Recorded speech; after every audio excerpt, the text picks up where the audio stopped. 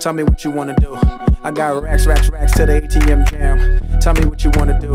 I got racks, racks, racks to the ATM jam. Tell me what you wanna do. But you a badass bitch, a badass bitch. That don't get swallowed in that fat ass bitch. I got racks, racks, racks to the ATM jam.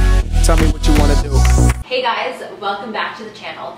Today we are going to be doing a reaction video to Azealia Banks' top bitchiest moments. As women of color, we can like totally relate to her. Our intro, so that little 10-second like our intro comes up, that's actually a remix by a DJ called Kaytranada over the song ATM Jam, which is originally done by Pharrell and Azealia Banks. And I don't really know her that well, but I do know that people don't like her. I only know really the song 2 I and only 2. know this. Okay. And yeah, I remember when it first came out and everyone was like, oh my god, she's a lesbian. I feel like every like celebrity that's like rising up or like rapper, they try to like have an angle, like Cardi B. She's harsh, she has very strong opinions, and sometimes I think her opinions do have some validity. It's really just the way she gets it across that's just extremely aggressive and is off-putting. Yeah, because you would probably appreciate the fact that she's so woke. I think it's, yeah, being like politically correct in a way about how you address issues. Sometimes it's not the message, it's the way you say it. Since we use her intro, we might as well get to know this girl a little bit. And so we're gonna do a reaction video to that video. I feel like this is gonna be good. There we go, it's the first one. We're gonna pause it when you want, whenever you want to comment on something, I guess. Be honest. I don't care. Your problems with me are not my problems. Those are your problems. I love that. Like, if you don't like it, it's fine. I probably don't like you either. Tweet up and said that she wished them nothing but excrement. Fuck those old sayings. And do you feel like T.I. was just protecting his money? Like, cause to him, even the same thing with the Snoop thing, right? But either way, mind your fucking business. It's too, like, I'm talking to another girl. Mind your fucking business. Shut up. Shut the fuck up. Shut up. Oh. Sorry. She kind of looks like a horse.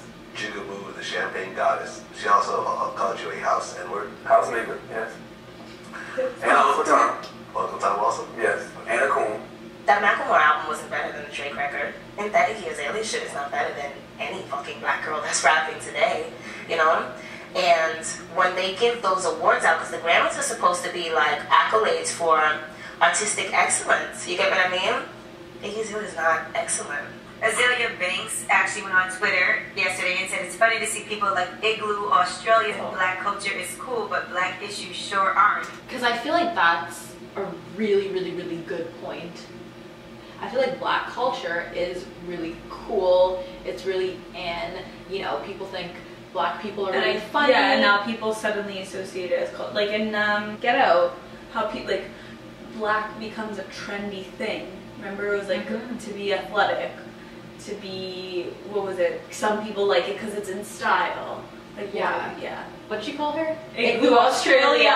It's kind of funny too because she's super white, and so like she literally looks like an ice queen. I think Azealia was trying to say it's okay when you appropriate our culture, but like when it comes to Black Lives Matter or anything like that, then where's your voice? Yeah. Like, why aren't you speaking up? Like, if you want to embrace the culture, then you need to embrace it in all aspects, not just where you think it's cool or like it's trendy to be black, right? Yeah. The man who was racist and misogynist towards me and compares to the fact because he's a fucking faggot. You're a fucking faggot.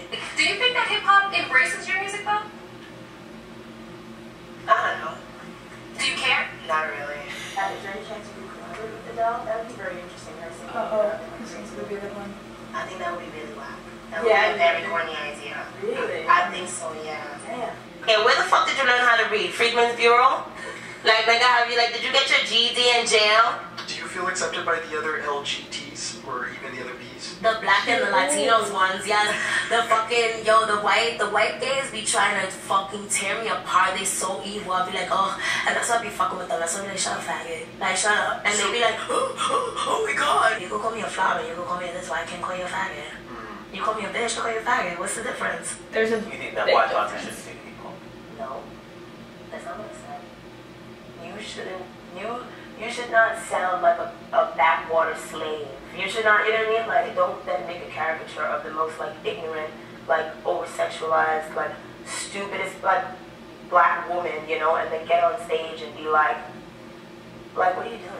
So when you express your opinion, it's, oh, you're an angry black woman, but like when a white person says it, it's like, right on. She's a feminist. She's standing up for herself. I love how like being a feminist now is like like all those shirts now. Have you seen it? It's like feminist and proud, like girl power. And I think like when that whole thing came out, it was like, oh, feminist was associated with like only being a lesbian and like. Yeah, I think it's this whole appropriation thing that she's been talking about. And the way she addresses things is just like, you just sound so, I don't want to use the word and I'm gonna use it, and you can cut it out if it's really offensive, but like ghetto. You think she comes across as ghetto. And then I feel like people don't take her seriously when she talks about, oh yeah, like it's okay to call someone a bitch, like. And like, no, yeah, she was saying like, hey, if you're gonna call me a bitch, then I can call you a faggot. Yeah, see, and it's like, well, what's this video called? Why isn't this staying woke? Like, I know I keep saying the word stay woke. But maybe that's her point. Maybe she's saying people are labeling me a bitch because I'm black. And if it were any other white girl that saying was, this stuff, I'm telling you, if like Taylor Swift was like on here like saying all this stuff, people would be like, oh my god, and then Taylor would make a song out of it and everyone would be like, oh, Taylor's dead now because she's this new girl who's like teaching us to stay woke. She's a great role model teaching girls to be a feminist. Should we keep watching? Yes. And that's T.I. Like, T.I., you out here trying to fucking promote this white bitch. Like, they got your wife on VH1. Whitey got your wife on VH1 and that bitch can't fucking read. You understand? You got your priorities fucked up. That's really how you feel about That's really how I fucking feel about you. You're a fucking shoe shining coon. She looked like she was gonna cry. Yeah, that one looked like it hit her right in the... I think the French manicure kind of just like screams basic bitch. Like, you know what I mean? I feel like it... Okay, first of all, I feel like they're really trying it there. Why would that clip be on Bitchiest Moments? The poor girl just said she doesn't like French manicures. Yeah. Word faggot came to me from my mother. And it was never a thing. It's just such a harsh word to me. You know what I mean? It was always just a man who hates women. Like, you could be gay or straight. You could be a straight faggot. Like, I know a lot of straight faggots. Like, you. Can we please pull up the definition of faggot? I feel like that's really hypocritical for you to say because we know that this is not right. That's so gay. No, I know, we talked about stop this being before. So gay. So I feel like that's exactly what she means. Like it just hasn't hit her yet that she shouldn't be saying these things in a public domain. But I feel like her faggot is like some people's that's so gay. Yeah, I know. Yesterday was International Women's Day. I'd like to know your opinion on how you feel about the most offensive word in the English language referring to the female anatomy. Who cares? But she said, I wish Nicki would stop trying to turn the smiley thing into a race issue because she was mute about cultural appropriation until she became a victim. How are you going to complain about a video with skinny women when your body is enhanced? You too were once a skinny woman. I'm a skinny black woman. Not every black woman can afford enhancements, so it's not fair to other girls to make it about that. After all the fucking shit that black people have been through in this country, like, can I at least get a fucking free education? Like, now shit. that you hear the latest President Obama is offering free community college.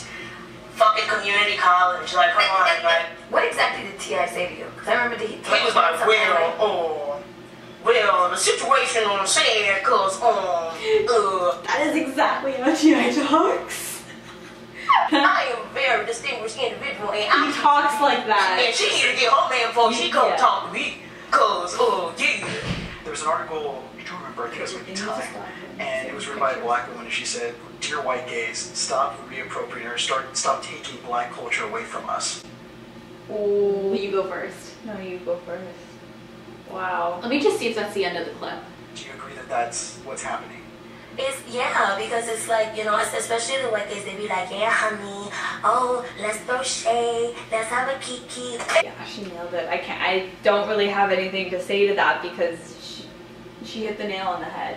We watched the other day, I think it was season 7 or season 8 of RuPaul's Drag Race. Oh yeah. And it was really good. Like, we enjoyed it. We thought it was really funny, really Kimchi creative. forever. So we watched it, and one thing that like we kept noticing, we were like, why are they talking like that? Like, where did they learn how to talk like that? And I feel like, again, this goes back to her point. I think her issue is, if you want to embrace a culture that you find interesting, you can't just cherry pick and choose the things that you find entertaining. Yas, queen, and all that stuff. Like, where does this come from? And like, read you to filth.